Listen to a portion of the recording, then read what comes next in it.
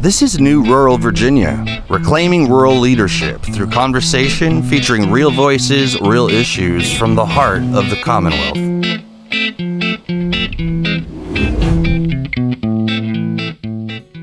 Hey y'all, you are listening to New Rural Virginia podcast, and I'm Parson Brown. Welcome back. And I'm Larry Wohlers, and we are your podcast hosts. So, Parson, our Lieutenant Governor, Ghazala Hashmi, is telling us that this is a really big deal, and we all have to be really focused. And that is the proposed acquisition of our very own Dominion-Energy by this Florida giant, NextEra Energy. The LG is back, but this time she's here with a really important message that she has been urging every Virginian to pay attention to. Y'all might have noticed she's been all across different platforms in the media. So we're very thrilled to have her, but we've got some really important content to discuss. And that's a conversation that we want to get to you right away. That's right. Even though it's also kind of complex, this is something that is going to be very important. And the Lieutenant Governor has really been a leader in Richmond in getting people to say, hey, folks, we need to pay attention. So without further ado, let's turn it over to her. Madam Lieutenant Governor, thank you for being with us today. Virginia is being asked to approve the creation of the nation's largest utility. In fact, I think someone said the world's largest utility by allowing our own Dominion to be bought by NextEra Energy. You know, on the one hand, those two companies are telling us that this is going to be great for us consumers, right? We're going to get billions of dollars back in rebates and good for these power-hungry data centers. But on the other hand, we're hearing from people, some of the news companies saying, you know, these companies are looking to outrun legislative oversight by pushing this deal through fast before lawmakers can have a chance to reshape it. So we know you've been very vocal about this, and certainly more vocal than other people in Richmond, including some in your own party. And some seem kind of resigned to this merger just happening on the company's terms. So what's going on? Can you explain this to our rural listeners? Yes, well, I think it's really important that everybody in Virginia understand and be a part of this conversation. You know, it's not just a merger we're talking about. In fact, it is an acquisition.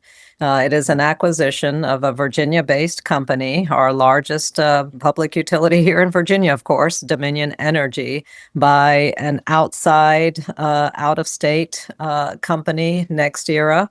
And it is an acquisition that we need to take our time and give our full consideration because it's going to have an impact for decades to come on our ratepayers, on our consumers, and also on our workers. You know, Dominion is one of the largest employers in the Commonwealth, and we must be very deliberate and thoughtful about this process, making sure that an acquisition such as this is not going to harm, but in fact that it will be of benefit to Virginia. And I think that's the crux of the question is, what benefits does this acquisition bring to us here in the Commonwealth? So what I hear you're saying is you're not necessarily opposed to the merger. You just think we need to be very careful about how we review it. I can't oppose something if I don't even have answers to important questions. And I think that's true for all of us. I can't take an opinion one way or another. You know, this acquisition might in fact be good for Virginia, it might be healthy for our ability to provide the critical energy services that we need here in Virginia. But I'm not in a position to say yes or no. I don't think anybody is, because once we have the regulatory process go through, once we have the filing in front of us, and once we get answers to some very important questions, I think then we will be in a position to make an informed decision. But one thing I know is that every leader must have clear data, clear insights, details and information in order to make a good decision. And that's what I'm counting on for our regulators at the SEC, that they receive all necessary information in order to move forward one way or another on this proposal.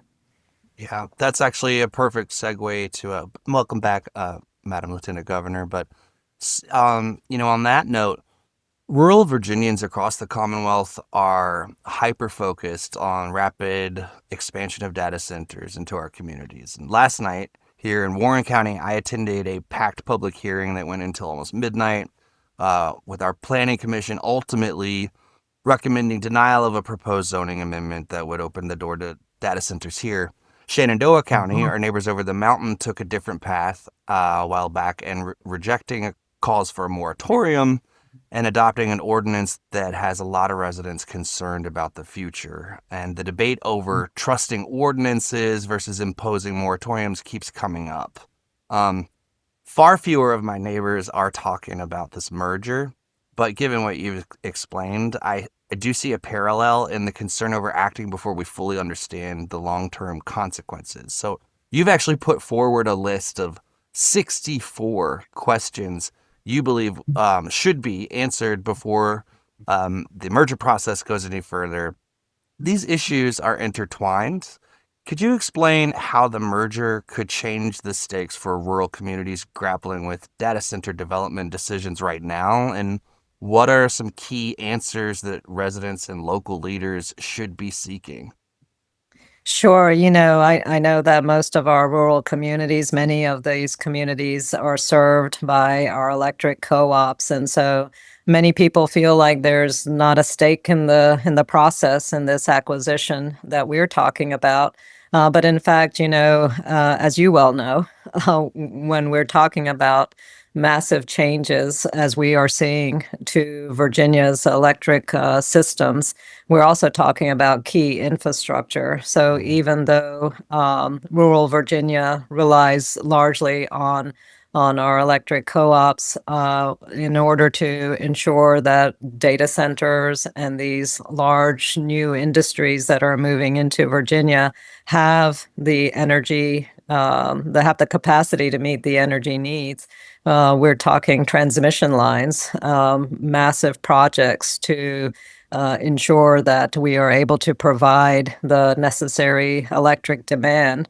And those have direct consequences for rural Virginia. These transmission lines are impacting farms and communities and changing the landscape.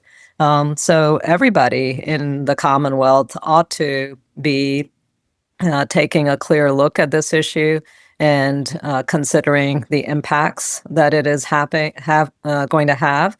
And it's not just on our monthly electric bill. It is quality of life. It is the impacts to our environment and to the landscapes of where we live. So these are all concerns that impact each of us. That's very true from where we stand. Both Parson and I, we get our electricity from the Rappahannock Electric Co-op, which has been great. Member owned, the members, that's us. That's a good thing. But we're been a little cooperative, 100,000 people. And now they're talking about needing enough energy the size of New York, Chicago, and Los Angeles combined.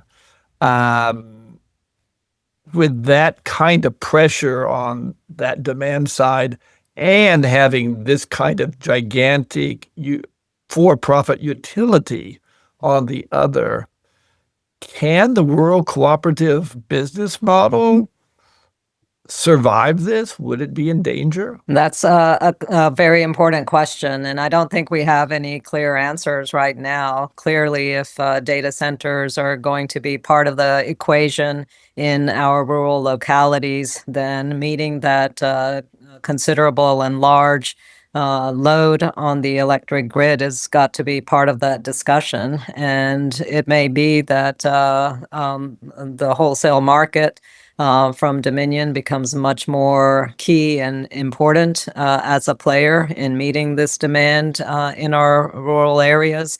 And we're going to see some pretty significant changes over the next decade, certainly. So those are all top of mind issues. You saw very clearly this past session considerable and heated conversations on data centers, on Yes. regulations of the data Oh, yeah. industry. Mm-hmm. It Oh, wasn't yes. just it wasn't just an issue of the sales and tax use, the sales and use tax on our state Right. budget, but it was much more comprehensive than that. We have to understand environmental impacts. We have to understand the ways in which our water systems are being affected, and take into consideration regional, not just local decisions on this kind of land use. And so these are very big and important and urgent discussions. I think this upcoming session, you're going to see much more comprehensive discussions around the data center industry here in Virginia. Absolutely. I mean, it's an urgent discussion because all of this just seems so very rushed Yeah. across the board. So Clean Virginia has argued that this merger is about more than electricity and that it raises a broader question about whether we will allow increasingly powerful monopolies to shape our economy and our political system. Do you agree? When I'm talking to folks, they're raising these same concerns. One of the reasons I wrote the op-ed and the reason I sent the letter to the SEC is the concerns I'm hearing from my constituents about the acquisition.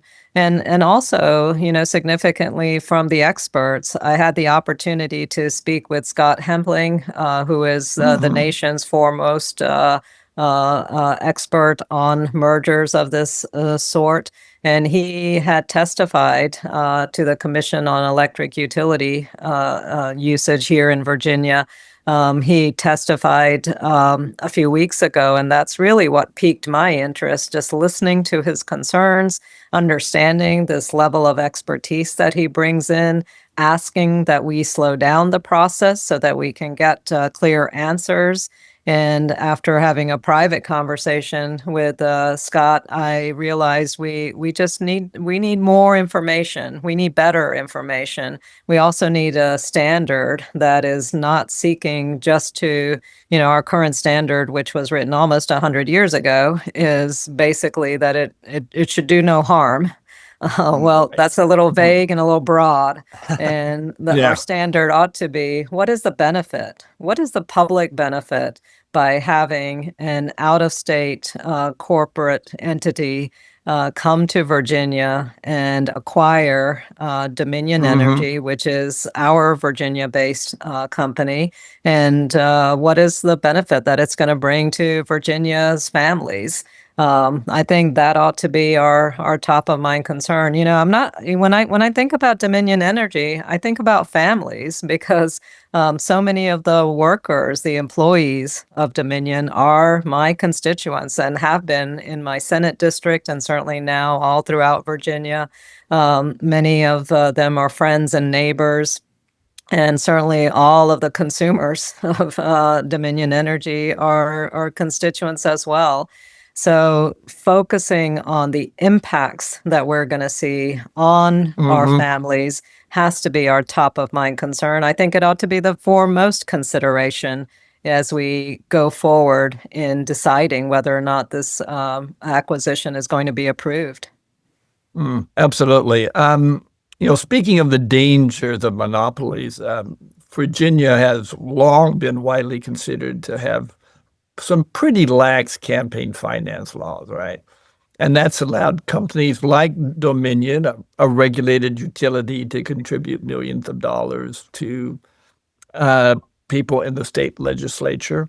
And that was one thing when electricity was a pretty boring thing. It was just a 1 or 2% a year change. But imagine a new mega company, the largest utility in the world, having that kind of power. Can Virginia really have a strong approach to regulating this kind of situation if we don't reform our campaign finance laws? Is that should that be a priority now? I think absolutely it should have been a priority decades ago. And people around the country say, and we in Virginia say, that we are the wild, wild west when it comes to campaign finance. Unlimited contributions are certainly possible here in Virginia. And it is concerning when we have the influence of money on policy decisions that impact families in every single way. So certainly we've been trying to articulate better campaign finance structures here in Virginia. One thing that has been a good model for us is that we have a certain degree of transparency. The ways in which financial disclosures are made on a very regular basis around campaigns and contributions. Right. That is a good model, but we also need to have reform that limit the ways in which money can influence or affect which candidates can run, who wins, and how that money then is influencing policy decisions. That's very clear. Other states have moved forward effectively with limiting the impact of campaign contributions. I don't see why Virginia cannot do it as well. Yeah. Well, I just also wanted to say that I did read the list of your 64 questions, and it is quite a list, very thorough and very thoughtful. But for our listeners who are concerned about this merger and where can they learn more and what can they do right now to make a difference? I think a good place to start is making sure that people are keeping on top of any news coverage that is emerging from these decisions as we go forward. I would also encourage your listeners to reach out to their state senators and to their delegates and have them share their concerns with their representatives. These are the folks in Richmond who make decisions on what happens, especially on a critical issue such as this acquisition. And it is really important that citizens know that they have a voice, that they are able to communicate with their local representatives and share their concerns, and then also ask for information. I would certainly ask my local representatives to highlight what they are hearing and seeing, and also where they stand as this process moves forward. I would ask your listeners to ask their state senators and to ask their delegates to join me in asking the kind of tough questions we want to make sure that the SEC is asking, and that they are able to receive the comprehensive answers that we need before the regulatory process moves forward. Yeah, ask more questions. Yeah. Right, absolutely. And thank you so much for taking time out of your busy schedule to help us educate our listeners about this. Madam Lieutenant Governor, thank you. No, thank you so much. Before you go, I last time you were here, you told us a little bit about your literature and government series. I was wondering if you had any updates on that program, because I think it's really such a great thing. Well, thank you so much for asking the question. I'll actually be swinging close to you in the early fall. I'll be at Wytheville Community College and Roanoke College and Radford University. We've got 3 lectures lined up in the latter half of September. And I'll be focusing on literary texts that really speak to the situations in Appalachia, to our communities there, and the concerns that face so many people. One of the books that I've selected, of course, is our beloved author Barbara Kingsolver. I'll be taking a look at Demon Copperhead, juxtaposing it as well with David Copperfield, the classic from Victorian England. but talking about some key issues that emerge from her novel about the foster care system, about our communities that are impacted by poverty, and the need for more representation and voice in so many of these critical discussions. I'll also be taking a look at another wonderful writer from the Southwest region, Sharon McCrum, two novels out of her ballad series, The Hangman's Daughter, and others. And we'll have some good conversations around her novels. And in Wytheville Community College, I'll be taking a look at Studs Terkel's classic Working, which focuses on an oral history of labor and people who do Such a the classic. hard and necessary work and find meaning and help us to understand the meaning of life. So it is an oral history, but is also a philosophy of life as well. So I'm really excited about being in the region and expanding my conversation around what's happening in government through the lens of literature. That's fantastic. I'm so glad you're doing that. Literacy is important to me. My mother was a school teacher, a reading specialist, as a matter of fact. And of course, in Warren County, we, our public library was under attack for the last few years. We are hoping to, in the next session, to be able to put language into some legislation to provide protections for public libraries so that doesn't happen to any other community's public library again. So we really appreciate all you're doing. Well, thank you for doing that work. You have my full support. I'm going to join you in that fight. Thank you so much, Lieutenant Governor. We appreciate that. Okay. Well, thanks so much. And Thanks. we'll look forward to talking again soon. Please come back Thank anytime. you.